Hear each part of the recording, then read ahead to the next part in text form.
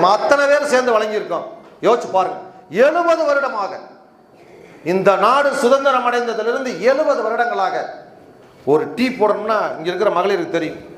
அது கிராமப்புறங்களா நம்ம ஊர்ல இருந்து வந்தவங்க போய் விறகு எடுத்துட்டு போய் அடுப்புல வச்சு அதை பத்த வச்சா ஈரத்துல புகையா வீடு ஊரா அடிச்சு அதை பொழுதுனைக்கு சுவாச்சு நுரையீரல் புற்றுநோய் நிறைய பேருக்கு இங்க குறைக்காம இருக்கு.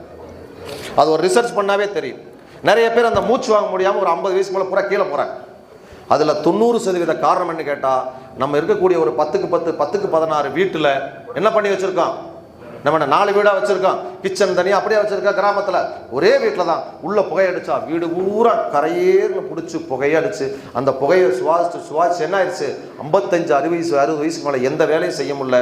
அந்த அடர்த்தியான புகை வந்து அந்த காற்றுல படைஞ்சதுனால அதை சுவாசிக்கிறப்ப நம்ம முடியாத அளவுக்கு பிரச்சனை வந்துச்சு. அதை தீர்க்கிறதுக்காக கிட்டத்தட்ட